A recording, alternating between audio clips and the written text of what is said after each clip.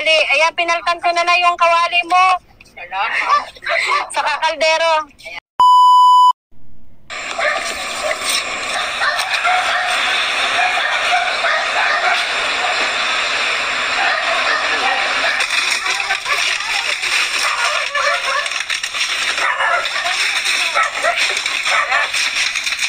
Ayan mga kalingap, marahin na aldaw sa Induga Boss, mapagpalang araw para sa ating lahat. Thank you Lord. Huwag natin kalimutan na magpasalamat lagi sa itaas.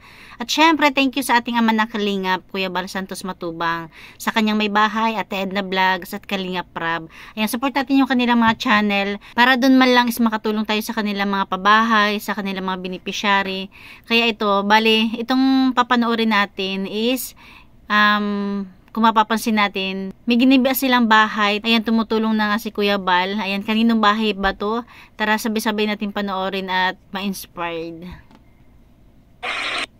Bigas tayo.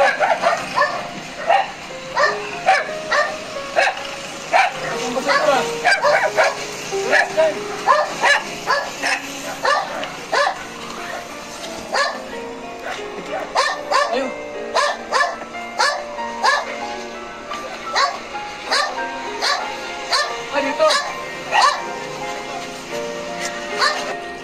Ay, ito matanda oh. Ay, grabe yung kawawa ang buhay. Nay! Ano pangalan niyo po? Estrella sa Abedra. Okay, so may bigas tayo. Ay, bigas tayo. Saan ilalagay? Kaya bilhin ko muna doon. Mahirap na mawala dito. Pinako ko mababasay. Sige po. Sige, Nay. Maraming salamat sa inyo. Nay, nahanap ka ba ni Billionis Kevin? Nahanap na pala kanya? Oo. Nahanap ka pala, Nay. Bahay mo po yan? Oo. Bahay ko ito. Tagal ko na dito nakapira. Ay, ilan taon na? May 10 o 30 na. Matagal na pala, no? Oo. Pag iba-iba ng bagyo, pag nabagyo nalipat kami. Ayan, bali na scout pala si nanay ng isa sa mga scouters ni Kuya Bal na si Billionis TV. Ayan, kaya naman thank you kay Billionis TV dahil ayan, siya yung naka-scout kay nanay. Ang puno nakakatakot, maganda ako. Po si Estrella sa Abedra, naninirahan sa Barangay Progreso. Isang kahit isang tukada nga po ang hanap buhay ko, ako'y nanduluha. Naawa na nga po ako sa sarili ko pag ako'y nakain tulad ng kanina. Ulam ko'y gano'n, no? Talbos kamote. Di ba sabi ko sa iyo nung nanguha ulit ako kanina, mga tumba nga ako eh. Sabi ko, Tiba, Esther, Diyos ko, tulungan po ninyo ako na huwag akong matumba rito. Walang-wala ang ganun. Kaya mo na yun, yung malagay. Ayun na lang. Salamat. Salamat. Talagang maraming salamat. Ayan, buti na lang din talaga na scout siya dahil nakakaawa naman si nanay, 'di ba? Nakakatuwa pang tulungan dahil wala pang naibibigay, talagang salamat na siya ng salamat dahil alam niya na may pag-asa na. Ako'y naiiyak na naman sa inyo. Yan, ayan, ako po si Billionis Mix Vlog. Ayan, at isa po akong scouter dito po sa bayan ng Gumaka, sa Gumaka Landing Pad. At ito po mga kalingap, at na-vlog ko po ito si Nanay Estrella. Siya po ay isang 82 years old mga kalingap, at siya po ay byuda na. Nay, sa loob ng ilang buwan bago kayo maka-payout sa senior, paano nyo, Nay, saan kayo kumukuha ng pagkain nyo sa pang-araw-araw? Nangangalakal ako. Nangangalakal ko. Hindi bit-bit ako. Kahit tungkod, hila ko yung sako. Ay, nilagnat nga ako, no? Hanggang nga, masipon pa ako. Ayan mga kalingap, diba, mapapaisip ka agad tayo, minsan nga mapapatanong pa tayo na asan yung mga anak ni nanay, yung mga kamag-anak, kasi nabanggit nga niya, diba, yung apo niya, yung kasama niya dyan. Pero kaya sa tingin ko, siguro, nandyan lang din naman, kaya lang hirap din sa buhay. Matatanda kasi talaga, mas gugustuhin pa nilang kahit malit-lit lang na kwarto, basta nakabukod sila, hiwalay. Para nga naman kahit papaano is may privacy, diba? Kaya yun, kaya siguro nagsusulo lang siya dyan. Itong lupa nyo, kanino po ito, Nay? Nakikitirik lang dito lahat yung mga yan. Lahat po ito nakikitirik lang? Oo, nakikitirik lang sila. Ay paano, Nay? Halimbawa, mayroong mag-sponsor, mayroong magbigay sa iyo na pagawan ka ng bahay. Paano na natin papagawan kung ang lupa po ay hindi sarili? Hindi naman paalisin daw. Oo pa sa lupa. Dito po sa lugar po namin ito, pwede pong magtirek ng bahay. Pero ganun lang po kalaki, hindi na po dapat pong palaki. Ganito lang po talaga. Para ano pala, siguro sa gobyerno pa yung lupa na yan, walang may-ari, kaya nakapagpatayo yung mga taong ng bahay dyan. Kaya lang siguro, dapat hindi malaki. Ganyan lang din, maliit lang din. Buti na lang din, di ba? Napakalaking pakinabang para sa mga tao, napakalaking tulong. Kasi di ba, ayan, nakatira sila ng libre. Yan, Nay, pwede ko bang matingnan yung palibot ng bahay mo, Nay? O pwede, ayan eh. Ayan, sige po.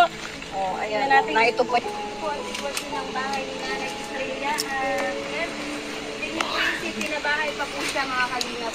Kaya ganito po ang buhay ko, Kuya Bal. Tulungan po ninyo ako. Ay ako may kahit kubo lang, okay na sa akin. Hindi ko mo kailangan ng palasyong bahay. Basta tama na yun ako, may tulugan, kami maglola. Ayan o, Nay, ito po, galing po ito sa Team Kalingap. Bigay po ng Team Kalingap. Ito, Nay, tanggapin mo, Nay. Salamat po. Maraming salamat. Team ng Kalinga. Team Kalingap. Kalingap. Opo. Galing yan, Nay, kay Kuya Bal Santos Matubang. Ito. Opo, Team Kalingap. Sa Team Kalingap. Yan. Salamat po sa Team Kalingap. At kay Kuya Bal. At O sige na, hayaan mo po pagka ano, ha? Matulungan ka namin. Ano? Sige. O paano, alis mo na kami. Nay. salamat. Opo, sige. Ayan mga kalingap, bali yan yung part 1 sa unang pagpunta nila Kuya Bal, 'di ba? Umalis na sila. Dito sa part 2 is tingnan natin kung may pagbabago ba. Halaman doon ay sari-sari, singkamas at talong, sigarias at mani, sitaw, bataw, patani. Ayan, ang saya ni nanay, di ba? Tapos medyo maaliwalas na rin yung mukha niya.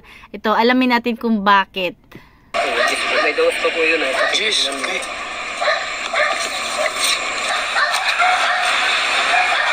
Ayun, yun naman pala.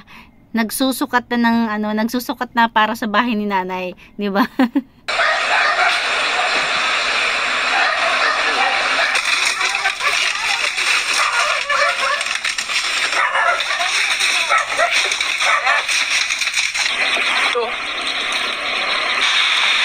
Ayan, yun ang bilis. Tapos kung mapapansin nyo, kahoy lang yung pinabahay ni Kuya Bal. Kasi nga, yung lupa is, hindi nila pagmamay-ari. Diba? Para lahat ng nakatira dyan is tirik-tirik lang. Kaya ayan. Tsaka okay na din yan kay nanay, diba? Kasi mag-isa lang naman siya. Bali may kasama pala siyang apo. Pero talagang para kay nanay is, hayahay na rin yan. Sobrang pagpapasalamat niya kay Billionis Mix Vlog at saka kay Kuya Bal. Streamline lang po. At dito naman sa part 3, ito na yung bibilahan ni Billionis Mix Vlog, si Nanay Estrella ng mga gamit sa bahay. Kailangan sa kusina, kagaya yan. At yan, nandito na po tayo. Ayan, kung hindi ako nagkakamali, habang inaayos yung bahay ni nanay, habang pinapanday, ito naman si Billionis Mix Vlog is pumunta sa hindi ko lang alam kung saan yan, kung basta sa bilihan ng mga gamit, at binilhan niya sila nanay ng mga gamit sa kusina, sa bahay. Ang pinggan, sigurado po na masayang-masaya po nito si Nanay Estrella. Pag nakita niya po itong mga gamit na ito. Noon nga pong gigibain yung bahay niya, talagang kita na po sa mukha niya yung kanyang kasiyahan. At siya daw po ay makakatulog na naka-straight ang higa, hindi na nakabaluktot. Kaya ayan, talagang nakakaawa po yung sitwasyon ni Nanay Estrella, mga kalingap. Ayan, diba? Talagang nakakatuwa. Thank you kay Billionis Mix Vlog dahil na-scout niya si nanay. Nang dahil po sa inyo, nabigyang kasagutan po ang lahat ng kanyang kahilingan, na bago daw man lang siya pumanaw sa mundong ibabaw, ay siya naman ay makatikim ng ginhawa, mga kalpaan ni nanay. 36. Ayan mga kalingap, na ito na po yung aming mga pinamili. Dadalhin po natin ito kay nanay. Dadalhin po natin yung mga pinamiling gamit para kay Nanay Estrella.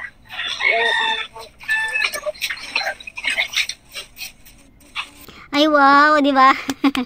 Kompleto, at least hindi lang tulugan yung nabago kay nanay, pati buong bahay. Ito po mga kalingap. Dalhin na po namin yung mga gamit ni Nanay Estrella dito sa kanyang bahay. Ayan, saan ko na lagyan? Dito muna. Ay, hindi pala saan. Ay, basta mo na eh. Ayan, akala ko nga, yung inuupuan ni nanay is yan na yung bahay niya. Hindi pala siguro sa anak niya o sa kamag-anak niya. Kasi ginagawa, di ba, kung mapapansin nyo, may nagpapanday, ginagawa yung bahay nila nanay or ni nanay. O, di ba? Ay, basta mo na eh. Kawali. Ayan, pinaltan ko na yung kawali mo. Sa kaldero. Ayan, may kaldero na ako. Bago. Hindi na maitim. Ayan daw, may unan ka pa, Nay. May lamisa pa. Wow. Nay, lamesa, Nay. Oh, paano ito, Nay? Dito lang ito, Nay. Ayan mga kalingap, siguro magkakaroon tayo dito ng karugtong. Bali, pinagsama-sama ko na tong video ni Kuya Bal, yung part 1, part 2, at part 3. Siguro hintayin natin yung part 4 ni Kuya Bal para sa kabuuhang bahay ni nanay. Simple lang, parang ganyan lang sinuupuan ni nanay, diba? Kasi nga hindi nila lupa. Pero tumagal na sila halos dyan ng 30 to 40 years. So, diba? Ayan lang mga kalingap, thank you for watching. God bless you all and Jesus loves you. Thank you sa ating ama na kalingap.